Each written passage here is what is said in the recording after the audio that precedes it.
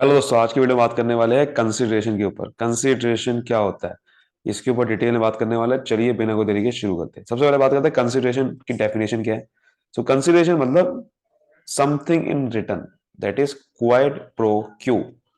कुछ भी आपको रिटर्न में मिलेगा दैट इज कंसिडरेशन। कंसिडरेशन का मतलब ये नहीं कि मतलब आपको सिर्फ पैसा ही मिले, कुछ भी मिल सकता है। Something in return. Consideration must result in a benefit to the promisor और डेट्रीमेंट और लॉस टू द प्रोमिसर। जैसे कि ए ने बी को गुड सप्लाई करने का वादा किया।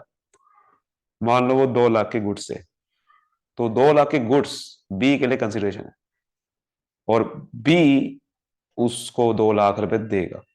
ठीक है, तो वही कह रहा है देखो, या तो एक के लिए बेनिफिट हो, प्रोमिसर के लिए बेनिफिट हो, दूसरे के प्रोमिसी के लिए लॉस हो, या फिर डेट्रीमेंट दोनों के लिए हो।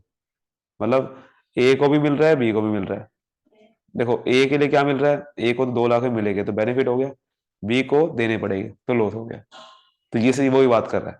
तो एक को बेनिफिट, एक को लॉस या डेट्रीमेंट दोनों के लिए है कि एक को भी देना पड़ेगा। ए को देना क्या पड़ रहा है, ए को गुड्स देने पड़ रहे हैं। ऐसे भी तो कंसिडरेशन कि भाई ए को 2 लाख रुपए देने पड़ेंगे, उसके बदले में आपको 3 लाख देने पड़ेंगे। तो 2 लाख दोनों के लिए लॉस होगा। ए को भी देना पड़ेगा, बी को देना पड़ेगा, तो that is also the consideration. ठीक है। अब कंसिडरेशन डेफिनेशन देखो, कॉन्ट्रैक्ट एक्ट में क्या है, सेक्शन 2 सब सेक्शन डी में बता रखा है। So when at the desire of the promisor, promisor की डिजायर पे प्रोमिसी आपको या प्रोमिसी या कोई अदर पर्सन हैज डन, यानी कि वो कर देता है कुछ भी जो प्रोमिसर कह रहा है। जैसे कि ए ने बी को कहा कि आप मुझे 2 लाख रुपए दो, तो 2 लाख रुपए दे दिए उसने। या फिर वो कह रहा है कि आप मुझे ये ना काम करो, एब्सटेन फ्रॉम डूइंग, तो उसने नहीं करा वो, दैट इज कंसिडरेशन। या फिर करता है, डज, जो वो कह रहा है वो उसने करता है, या वो नहीं करता है जो कह रहा है वो भी कंसिडरेशन है। या फिर वो करेगा, प्रोमिस टू डू और एब्सटेन, या वो नहीं करेगा वो जो कह रहा है। तो such act, such abstinence, such promise is called consideration for the promise. Promise की कंसिडरेशन वही है कि जो वो कह रहा है वो आपने कर दिया या करोगे या कर चुके हो, दैट इज कंसिडरेशन। तो अब वो उसके एसेंशियल एलिमेंट देखो सारे वहीं से निकले हुए डेफिनेशन। सबसे पहला है it must move at the desire of promisor. जो प्रोमिसर कह रहा है उसी के मूव होना चाहिए, उसी के थ्रू। कि प्रोमिसर कह रहा है कि 2 लाख के रुपए मुझे चाहिए इस बदले में, तो वो 2 लाख रुपए प्रोमिसर के थ्रू ही मूव होना चाहिए। कि ए कह रहा है, सपोज करो प्रोफेसर यही है, लेकिन दूसरा थर्ड पार्टी कह रही है कि मुझे भी दो, ऐसा नहीं हो सकता। तो इट मस्ट रिक्वेस्ट, ये रिक्वेस्ट प्रोमिसर की रिक्वेस्ट में होना चाहिए, ना कि थर्ड पार्टी की रिक्वेस्ट। ठीक है। It may move from promisee, promisee ही आएगा यहाँ पर, और एनी अदर पर्सन। अब ये प्रोमिसी से मूव हो सकती है या किसी और पर्सन के थ्रू। अब मेरी बात ध्यान से समझना इस पॉइंट को। इसमें ना एक केस है जिसका नाम है चनाया वर्सेस रमाया। अब इस केस में क्या हुआ था देखो। इसमें ना एक ओल्ड लेडी थी, ओल्ड मदर थी। उसने क्या करा, अपनी डॉटर को एक गिफ्ट, प्रॉपर्टी गिफ्ट करी। ठीक है, डॉटर को। मान लो कि ए इसकी मदर है और एक आर उसकी डॉटर है। उसने अपनी डॉटर को प्रॉपर्टी गिफ्ट करी और इसने ये कहा कि आप बदले में ना इस ₹653 अब मुझे एनुअली दे देना। मुझे नहीं, मेरी सिस्टर सी को दे देना। मुझे नहीं, मेरी सिस्टर सी को दे देना 653 एनुअली। आर कह रही ठीक है मैं दे दूंगी। अब लेकिन हुआ क्या, बाद में सी और आर के बीच में भी एक एग्रीमेंट हो गया। एग्रीमेंट ये हुआ कि ओल्ड, देखो ओल्ड मदर मर गई थी, ओल्ड मदर मर गई थी। सी और आर के बीच में एग्रीमेंट ये हुआ कि देखो मैं ना आपको ऐसा करूंगी, देखो ध्यान से बनना। उसी दिन हुआ था, सॉरी वो उसी दिन हुआ था, ए से मरने से पहले, मदर उसकी मरने से पहले इन दोनों के बीच में ही एग्रीमेंट वो हुआ कि देखो ऐसा है कि ठीक है, आर कह रहे कि मैं आपको दो ये 650 दे दूंगी सी को।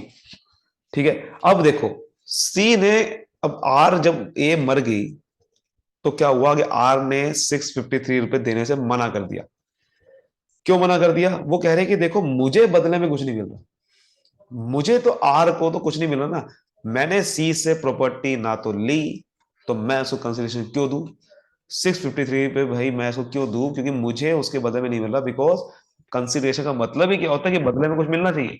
तो प्रोमिसर के डिजायर पे मूव ऑन, प्रोमिसर तो सी है ही नहीं, प्रोमिसर तो ए था, बट ए तो मर गई है। तो मैं ए के फेवर में, ए ने कहा था कि ए के फेवर में सी को मिलना चाहिए था, बट ए तो जिंदा ही नहीं है ना, तो मैं कंसेशन नहीं दूंगी। बट कोर्ट कह रही है अच्छा इधर आओ जरा। कोर्ट ने कहा, देखो लाइन पढ़ो जरा कि लाइन क्या लिखे हुए, it may move from the promisee और एनी अदर पर्सन। इसका क्या मतलब है, वो प्रोमिसी से भी मूव हो सकती है और किसी और पर्सन के थ्रू। प्रोमिसी इसकी बात कर रहा है ये, ठीक है ना, प्रोमिसी से मूव हो सकती है और किसी और, यानी कि सी, या तो आप सी को दो या ए को दो। प्रोमिसी यहाँ पर ए और सी आ रहे हैं इस वक्त, क्योंकि जिसको मिल रही है कंसिडरेशन वो प्रोमिसी है। देखो जरूरी नहीं है कि अब प्रोमिसी वैसे देता है, लेकिन यहाँ पर कंसिडरेशन दूसरा बंदे को भी मिलती है ना, वो चाहे पैसों में मिले किसी और फॉर्म में मिले। आप देखो तो यहाँ पर सी को कंसिडरेशन मिलनी थी, और प्रोमिसी यहाँ पर बेसिकली पहले कौन था, प्रोमिसी बेसिकली वो होता है जिसको वैसे ही देनी होती है, लेकिन यहाँ पर प्रोमिसी किसकी बात कर रहा है, कि इसकी बात कर रहा है, इसकी, कि या तो इसको मिलनी थी प्रोमिसी को, यानी कि ए को मिलनी थी कंसिडरेशन, बट ए अपनी जगह किसी और को भी कह सकता है लेने के लिए। तो वही चीज हुआ कि it is immaterial who furnishes the consideration, therefore may move it from the promisee, promisee से मूव हो सकता है या किसी और पर्सन के थ्रू भी मूव हो सकती है। कंसिडरेशन किसी भी थ्रू फॉर्म फॉर्म में मूव हो सकती है, प्रोमिसी से या फिर किसी और पर्सन से, ठीक है ना। तो वो चीज कह रहा है, तो कंसिडरेशन किसी भी फॉर्म में मूव होती है। ए ने कंसिडरेशन दी डॉटर ने, लेकिन कंसिडरेशन मूव किसी और पर्सन से मिलती है, यानी कि सी के थ्रू भी हो सकती है, ये उसकी बात कर रहा है, ठीक है ना, ये उसकी बात कर रहा है। तो कंसिडरेशन किसी भी फॉर्म में मूव हो सकती है, ए करे या तो सी करे।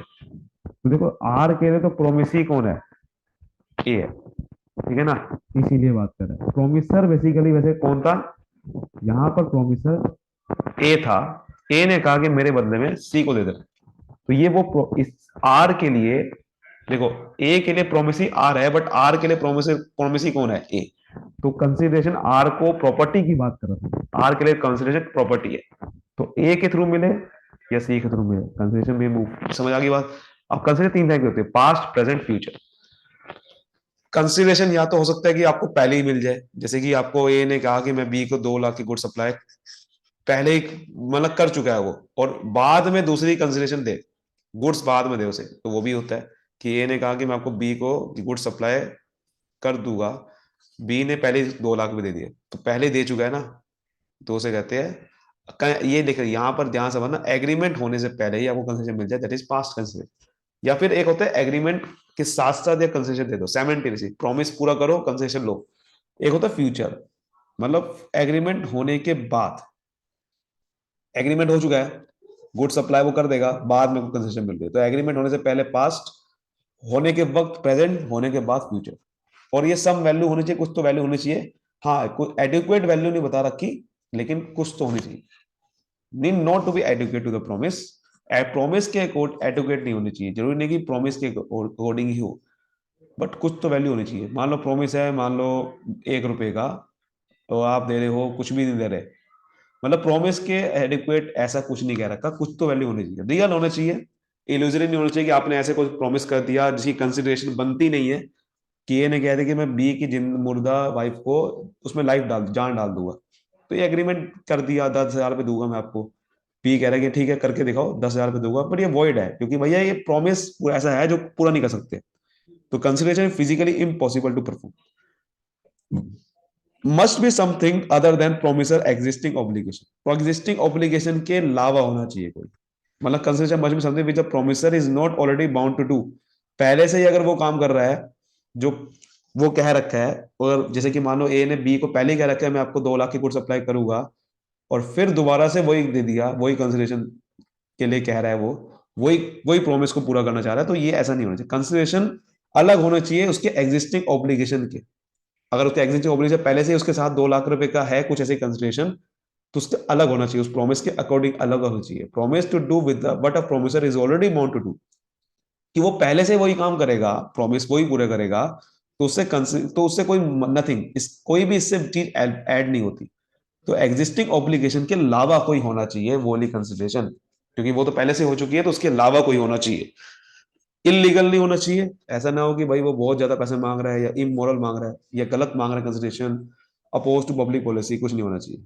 अब contract without consideration is void, मतलब एक हमने समझा था कि कॉन्ट्रैक्ट कंसिडरेशन के बिना कोई कॉन्ट्रैक्ट होता है तो उसे वॉइड माना जाता है, गलत माना जाता है, बट ये एक्सेप्शन है इसमें कुछ, 25 और 185 में बता रखा है एक्सेप्शन। पहला है लव एंड अफेक्शन, प्यार मोहब्बत।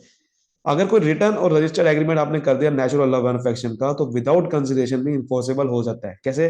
जैसे कि एक्स ने अपने प्यार मोहब्बत से अपने बेटे को कहा कि मैं आपको 1,000 रुपये 1,000 रुपये दूंगा। एक्स ने प्रॉमिस किया और रिटर्न हो गया, रजिस्टर भी हो गया, तो ये वाई उसके बदले में कुछ नहीं दे रहा। एक्स ने तो प्रॉमिस कर दिया वाई को कि मैं आपको 1,000 रुपये दूंगा, वाई उसके बदले में कुछ नहीं दे रहा। बट कंसिडरेशन दोनों साइड से होती है, एक्स भी दे वाई भी दे, तो वाई तो दे ही नहीं रहा, तो कंसिडरेशन नहीं है ना यहाँ पर। तो ये बेसिकली क्या होता है, ये कॉन्ट्रैक्ट तब भी माना जाएगा बिकॉज ये नेचुरल लव एंड अफेक्शन है। अपने बेटे को कहा और रजिस्टर होना चाहिए, रजिस्टर भी करवा लिया इसने।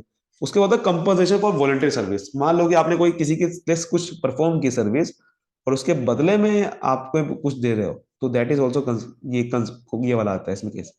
जैसे कि प्रॉमिस टू कंपनसेट होली, कुछ अपने कंपनसेशन दे रहे हो और उसके बदले में आपको कुछ नहीं मिलेगा, तब भी वो कंसिडरेशन मानी जाएगी अगर वो वॉलंटरी सर्विस है। जैसे ए ने बी का पर्स ढूंढा और बी कह रहा है कि आपने बहुत बढ़िया कह रहा, मैं आपको 50 रुपये दूंगा।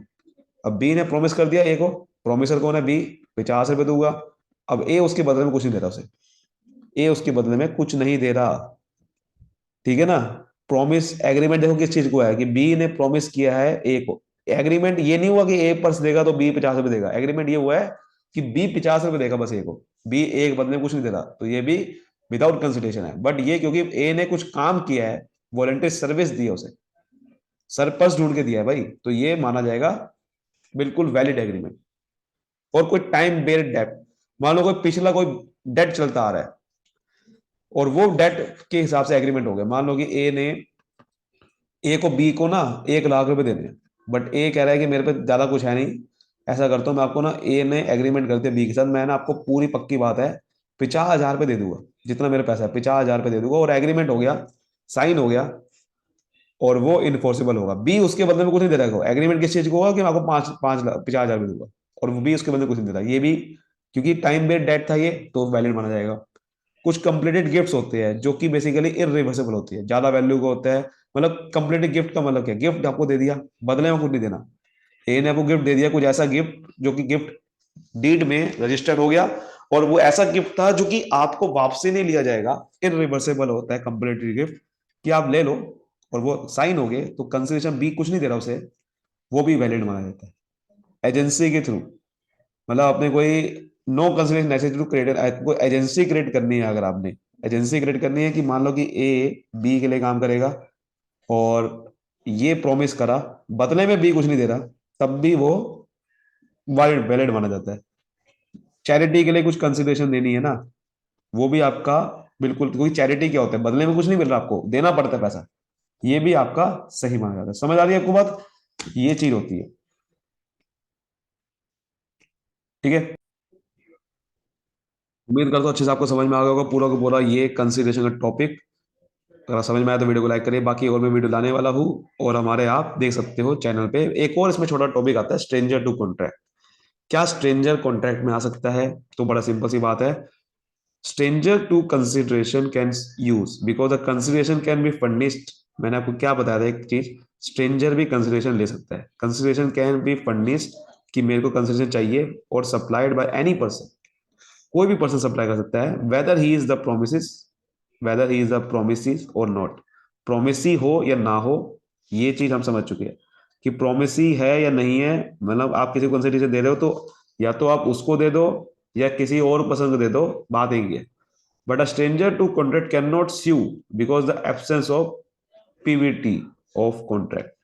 मतलब स्यू नहीं कर सकता वो स्ट्रेंजर, क्योंकि अगर वो स्ट्रेंजर है, मतलब पार्टी में नहीं आ रहा, मान लो कि पार्टी ही नहीं है कॉन्ट्रैक्ट की, कोई और पर्सन है, रिप्रेजेंटेटिव नहीं है उसका, रिलेशनशिप जो है पार्टी वाला नहीं है, कॉन्ट्रैक्ट में नहीं आ रहा, स्यू वो कर सकता है जो कॉन्ट्रैक्ट की पार्टी में हो। जैसे कि इस केस में चनाया वर्सेस रामाया में क्या था, ए ने पहले ही कहा था कि आप मेरे बदले में सी को दे देना, लेकिन अगर ऐसा नहीं हो, तो फिर अगर ये कहता ही ना कि मेरे बदले में सी को दे देना, और सी आ गया कि भाई मेरे को दो, और मैं तो सिस्टर हूँ, झूठ मूठ के सिस्टर कह रहा है, और ए ने उसके बारे में कुछ नहीं कहा था, तो वो पार्टी नहीं माना जाएगा, वो स्ट्रेंजर माना जाएगा, और वो बेसिकली फिर नहीं ले सकता कॉन्ट्रैक्ट में, स्यू नहीं कर सकता, केस नहीं कर सकता। उम्मीद करता हूँ अच्छे से समझ में आएगा, तो वीडियो को लाइक करें, सब्सक्राइब करें। थैंक यू सो मच, मिलते हैं अगली वीडियो में, तो बाय बाय, थैंक यू।